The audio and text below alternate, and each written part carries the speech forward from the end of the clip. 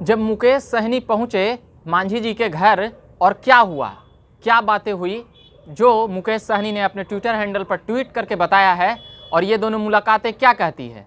इससे पहले हम बता दें कि आप देख रहे होंगे झकास भारत और प्रत्येक दिन हम बिहार की राजनीति पर चर्चाओं के कुछ मिनट इस पर बताएंगे।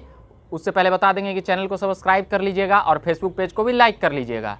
और मेरा नाम हुआ रविकांत और मैं अभी जो बता रहा हूँ मुकेश सहनी और जीतन राम मांझी की मुलाकात हुई है। ये काफ़ी राजनीतिक गलियारों में चर्चा का विषय है और यही नहीं, 4-4 सीटें दोनों के पास है। और ये बातें अब जनता दल यू इस पर नज़र रख रही है कि जो हमारे विधायक हैं और जो उनके विधायक हैं वो अब एक हुए और इन दोनों को मिला करके रखना और हर बातों पर इन दोनों की क्या बातें हैं, अब इन सभी बातों को लेकर जनता दल यू के नेता और मुख्यमंत्री नीतीश कुमार बहुत ही गहन अध्ययन कर रहे हैं कि इन लोगों को कहीं भटकने नहीं देना है। एक खबर यह भी आई कि जो जदयू के विधायक हैं वह आरजेडी के संपर्क में हैं। वह कैसे हुआ? तो वह कहा जा रहा है कि लालू जी उन सभी विधायकों को अपने संपर्क में ला रहे हैं। यह उड़ती खबर है, यह कोई ऐसी प्रामाणिक बातें नहीं है। मगर जो प्रामाणिक बातें हैं कि जीतन राम मांझी और मुकेश सहनी मिले हैं दोनों साथ में, और इन दोनों का मिलना आखिर क्या कहता है।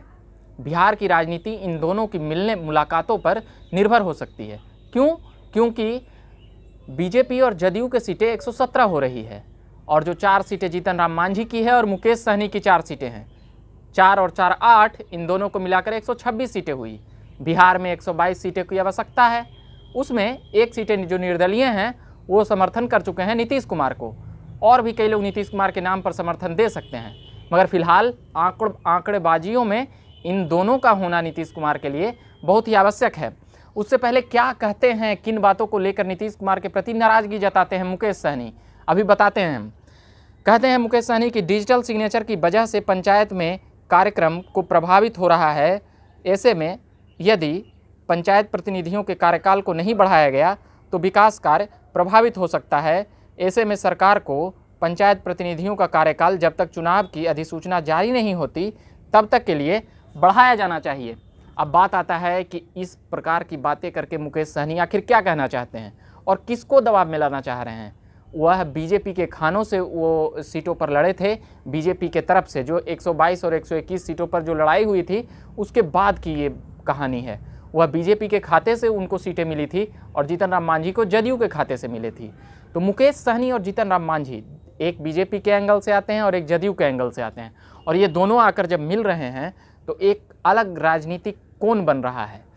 वह किस ओर जाएंगे नहीं जाएंगे, कि केवल दबाव की राजनीति कर रहे हैं नीतीश कुमार के ऊपर और पंचायत प्रतिनिधियों की मूल्य बातें करके वो उन लोगों की जो उनकी बातें वो ट्वीट में कहे हैं उन मांगों के साथ वह नीतीश कुमार पर केवल दबाव नहीं बना रहे हैं, राजनीतिक दबाव भी बना रहे हैं।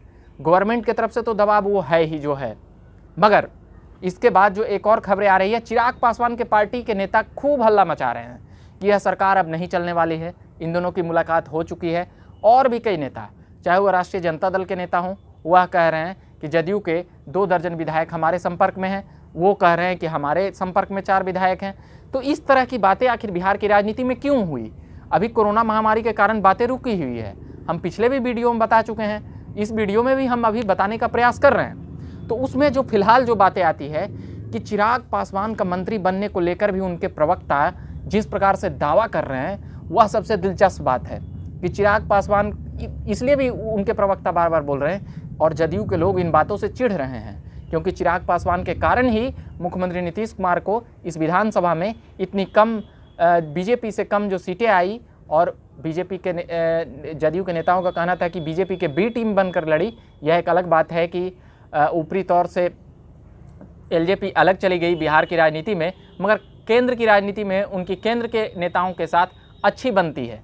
रामविलास पासवान हमेशा केंद्र की राजनीति किया करते थे, शुरुआत में बिहार की, उसके बाद फिर केंद्र की राजनीति ज़्यादा करते हुए नजर आए, इसीलिए सेंट्रल में मिनिस्टर बनना उनके लिए आसान रहा। मगर अब कई लोग कह रहे हैं कि चिराग पासवान भी मुख्यमंत्री बने, और तेजस्वी का समर्थन तो है ही, तेजस्वी को समर्थक है ही मुख्यमंत्री के लिए, और उनकी सीटें भी इस बार 10 सीटें की और अगर जुगाड़ हो जाता तो शायद नीतीश के जगह पर तेजस्वी शपथ लेते। मगर फिलहाल जो नीतीश कुमार के लिए जो अभी समस्या का विषय है वह ये है कि मुकेश सहनी और जीतन राम मांझी का मिलना, इन दोनों की मुलाकात कई चीज़ें कह रही है। ट्वीट अगर अंदर खाने से मिलना होता तो होता कि अंदर अंदर बात चल रहा है, मगर ये ट्विटर हैंडल पर डाल करके क्या साफ करना चाहते हैं? यह भी हो सकता है कि नीतीश कुमार को कैसे अपने कब्ज में रखा जाए। वैसे नीतीश कुमार की राजनीतिक एंगल यह भी कहती है कि नीतीश कुमार ज़्यादा कब्ज में किसी के नहीं आते हैं, मगर फिलहाल समय और परिस्थिति ऐसी है कि इन बातों को लेकर अभी वह कब्ज में दिख सकते हैं। मगर हमें नहीं लगता है कि नीतीश कुमार को 4-5 विधायक बिहार में जुगाड़ करना इतनी बड़ी बात है। मगर जो सबसे बड़ी समस्या की बात है कि लालू प्रसाद जी जेल से बाहर आ चुके हैं, उनके लिए यह आसान है किसी से मुलाकात और किसी से नहीं मुलाकात। तो जदयू के नेता भी लालू जी से मिल रहे हैं, तो कई कोण बनते हुए नजर आ रहे हैं। उसमें बीजेपी के नेता भी नीतीश कुमार से नाराज़ हैं और जदयू के नेता भी खुश हैं बंगाल चुनाव में बीजेपी के हार पे। तो यही अभी आज की फ़िलहाल यही जो बातें थी वह बातें थी। अभ्यर्थियों की तरफ से हमारी कुछ बातें हैं कि अभ्यर्थी कह रहे हैं कि जो 3 सब्जेक्ट पेपर का रिजल्ट नहीं निकला है, उन बातों को लेकर आप रविकांत जी आप सवाल उठाइए। हमारा यह कहना है कि हमने उठा दिया मगर सरकार नहीं सुनेगी। इस पर हमने सैकड़ों वीडियो पहले बना चुका हूं, आप पहले देख सकते हैं। नम्र निवेदन है कि पहले वाले वीडियो को देखिए और उसे सरकार तक पहुंचाने का प्रयास कीजिए। या तो नीतीश जी आप अगर इन बातों को सुन रहे होंगे, हमें नहीं लगता है कि इतना लंबा वीडियो आप सुनिएगा, वो भी झकास भारत का सुन लेंगे तो अभ्यर्थियों का भला हो जाएगा। तो अभी के लिए हम इतना ही कहेंगे। झकास भारत चैनल को आपने सब्सक्राइब नहीं किया होगा तो कर लीजिएगा और फेसबुक पेज को भी लाइक कीजिएगा, क्योंकि उसके बाद ही वीडियो आप पर जाएगा। मेरा कहने का मतलब यही हुआ, हमें भी खुशी मिलेगी और चैनल भी बढ़ेगा। हम उम्मीद करते हैं कि आप चैनल बढ़ाने में मदद कीजिए, हम खबर पहुंचाने में मदद करेंगे। अभी के लिए धन्यवाद।